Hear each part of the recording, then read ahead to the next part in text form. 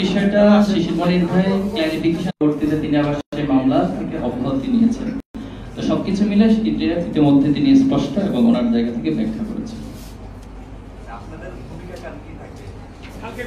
আমাদের ইতিমধ্যে আজকে সারা দেশে বিভাগীয় শহরে কর্মসূচি চলমান, বিক্ষোভ মিছিল এবং সমাবেশ হচ্ছে। আগামীকাল আমরা ঢাকায় বিক্ষোভ মিছিল এবং সমাবেশ আছে।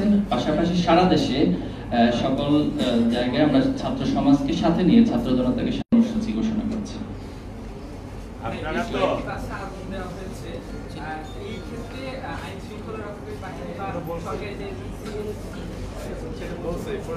এই যে আমি উল্লেখ করেছি, এটা নিঃসন্দেহে সরকারের চরম উদাসীনতা এবং ব্যর্থতার পরিচয় বহন করে।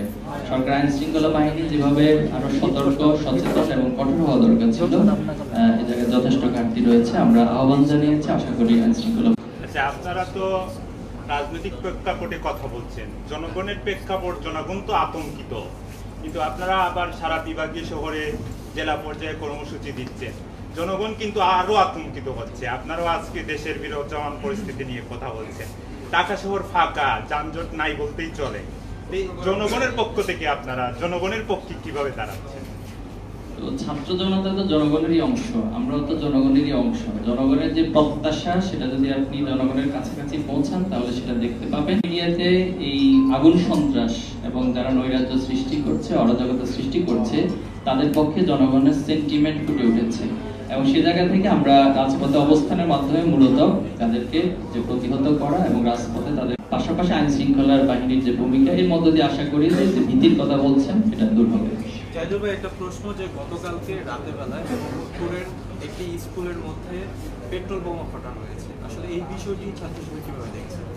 দেখুন, পেট্রোল বোমা ফাটানোর থেকে তো নিঃসন্দেহে কেউ ভালোভাবে দেখার সুযোগ নেই। যে সরকার, গোয়েন্দা সংস্থা, আইন শৃঙ্খলা বাহিনী তারা যতটুকু সতর্ক, সচেতন হওয়া দরকার, তাদের ঘাটতি রয়েছে। আমি আশা করবো যে তারা এই বিষয়ে কঠোর হবে।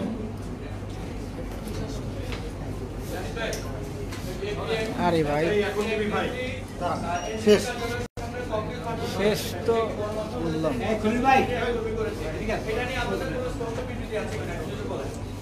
দেখুন, এই যে দায় দিয়ে দেওয়ার একটা রাজনীতি, এটা ছিল বিগত সময়ে, কিন্তু আমরা দুঃখজনকভাবে দেখেছি যে আপনাদের সামনেই, গণমাধ্যমের সামনেই যখন ছাত্র দলের সেক্রেটারিকে প্রশ্ন করা হয়েছিল, তখন পাশ থেকে ছাত্র দলের কেন্দ্রীয় সভাপতি বলেছিলেন যে দায় দিয়ে দাও। এই যে দায় দিয়ে দেওয়ার রাজনীতি বাংলাদেশে 5ই আগস্টের পর আবার হচ্ছে, এটা খুবই দুঃখজনক এবং লজ্জাজনক। তো এই দায় দিয়ে দেওয়ার রাজনীতি সবচেয়ে বেশি বর্তমান আমরা দেখছি যে ছাত্রলীগ, আওয়ামী লীগ এবং পাশাপাশি আমাদের বন্ধুপ্রতিম ছাত্র সংগঠন, ছাত্র দলের মধ্যে এই প্রবণতা। যেখানে এনসিপির সামনে যাকে গ্রেফতার করা হয়েছে, ধরা হয়েছে, সে নিজে বলেছে তিনি আওয়ামী লীগ, ছাত্রলীগের সাথে জড়িত, অথচ সেটাকে ভুয়া ফটোকার্ড বানিয়ে অথবা সোশ্যাল মিডিয়াতে গুজব ছড়িয়ে ছাত্র শিবির বানিয়ে দেওয়া, এটা খুবই মানে হীন রাজনৈতিক পরিচয় বহন করে। আমরা তাহলে শেষ করছি।